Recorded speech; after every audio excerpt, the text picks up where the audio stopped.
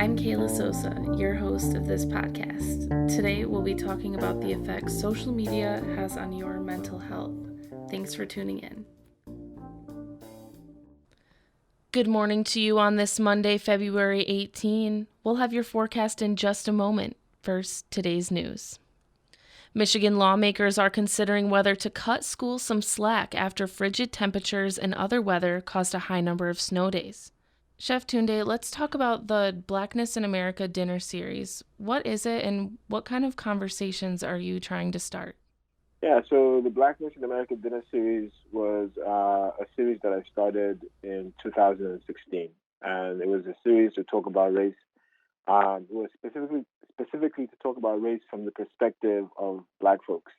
And I started it in New Orleans, and I traveled to about 15 to 20 cities across the country over 9 months, having these conversations over food, which I prepared, and I also facilitated the conversations as well.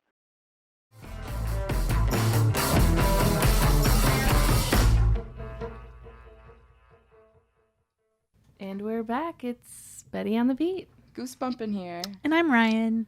And you're listening to Chatterbox on WCKS The Whale. We're here every Tuesday night from 6 to 8, chatting about all kinds of topics and playing you some sick tunes. Right, Goose? Sickening. I'm ill. Get me to the hospital. Literally. No, seriously, I don't feel good. They're talking about this as lifetime exposure levels, but if you live here, you're thinking on the terms of every breath you take. You think about your grandkids, every breath they take. That's Larry Conkle, who has lived down the street from Viant Medical for the past 20 years. After hearing about the emissions at a neighborhood meeting, he and his wife became concerned for their family's health. Last year, the Michigan Department of Environmental Quality expanded testing around Viant Medical, Inc., according to MDEQ's issue summary for Viant. The manufacturer had already received multiple pollution permit violations due to elevated emissions of ethylene oxide, a carcinogen or cancer-causing agent. Grand Valley State University has done several rounds of indoor air quality testing on their Pew campus. The recent second round of testing also expanded to the Raleigh J. Finkelstein Hall on Michigan Street. The state tested alongside GVSU and expanded beyond the surrounding area of Viant into other parts of the West Side and Grand Rapids. Etta Bufadel of GVSU says the tests were consistent with the first round. It's at a safe level, and we do not see any risk to our employees and our students. Residents on the west side of Grand Rapids, however, could potentially see a much greater health risk. Jennifer Dixon is an air quality liaison with the Michigan Department of Environment, Great Lakes, and Energy. She says there is no short-term risk, but the long-term effects may still be unknown. These numbers are a snapshot in time, right? So they give us information, but they don't tell the whole story. A cancer study is currently being conducted on toxic air pollution coming from multiple locations, including a landfill in the West Side area. Dixon says those results will give a more clear indication of health risk. Kayla Sosa, WGVU News. In Grand Rapids at Monroe Avenue between Michigan and Lyon Streets, one lane both ways until 3:30 Friday. A big crane there will be lifting stuff onto City Hall. Also, Michigan Street and Fuller Avenue, there's some night work going on there, one lane eastbound and southbound, starting at 9 p.m. until 5 a.m. Tuesday. Taking a look at your forecast for tonight, mostly clear with the low around -1. Tuesday, mostly sunny with the high near 27 degrees. And Tuesday night, a 20% chance of snow after 1 a.m. Wednesday, freezing rain is likely, possibly mixed with snow, becoming all freezing rain after 2 p.m.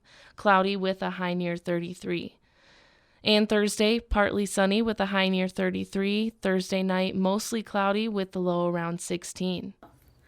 Author Alice Walton says that social media is addictive and can lead to feelings of sadness, comparison, and jealousy. Falk herself has hesitated before posting a status because she feared judgment from others online. From seeing their profiles, she felt that hers may lack something that they had, and she would be criticized by speaking her mind.